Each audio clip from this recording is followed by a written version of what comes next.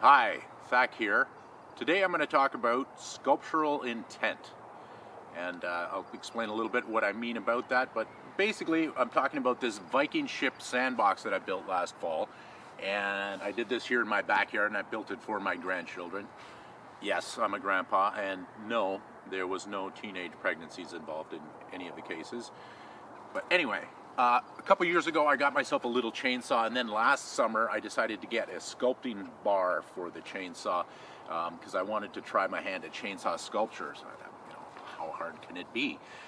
As it turns out, it's actually pretty hard. So this was my first attempt into it. So I did the prow here, I made the dragon head and sculpted it out using the chainsaw, and it's certainly a different process of sculpting than what I'm used to working with the sheet metal. I understand that working with a chainsaw and working down to a shape, certainly a different process altogether.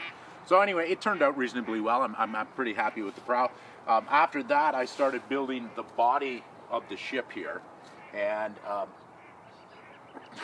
started trying curving wood and basically building it around the framework, and made a lot of mistakes and a lot of unfortunate discoveries. And anyway, it took me a very long time and muddled through, and eventually I was able to make this approximation of the shape of the body of the ship. And I was when I was nearing completion of that, I was complaining to a friend of mine.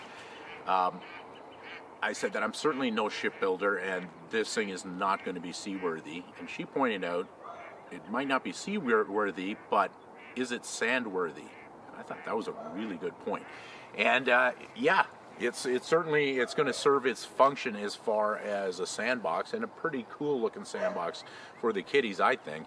So that brings me back to the whole sculptural intent thing. When you're making something, what is your end goal?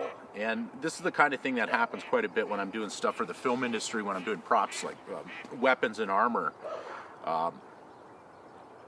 Typically, they want it to look badass or whatever the criteria is.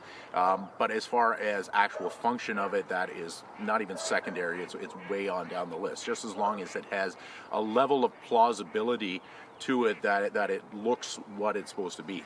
And I find that when I make stuff like fantasy armor, I like to do stuff with a certain aesthetic. The functionality, I still like to have that there. And as a blacksmith and as a tool maker, I really like to combine form and function to optimize it. But it's not always the highest criteria. It's not always practical or reasonable for what you're trying to do. So this is a perfect example of that, where based on what the end result of what I'm trying to do, based on my skill set, my tooling, and time, budget, all that sort of thing, what are you trying to achieve? And I think I did achieve that. Now, I certainly have a lot more respect for shipbuilders and woodworkers and Viking ingenuity and all that stuff, and how it's done properly, and it certainly gave me appreciation for that.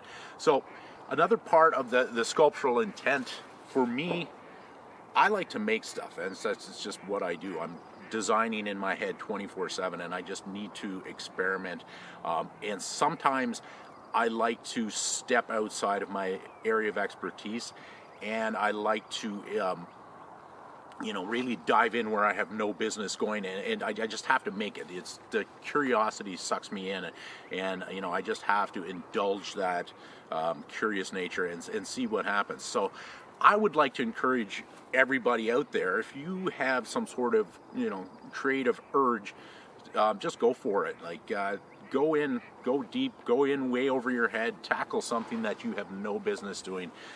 What's the worst that could happen? You're going to end up with some sort of result, and it's probably going to be pretty cool. You're going to be challenged, you're going to learn stuff, and it's all good in the end. So I guess that's what I'm trying to say is take a chance, make something, you're going to have a lot of fun. So thank you. Back out. Bye.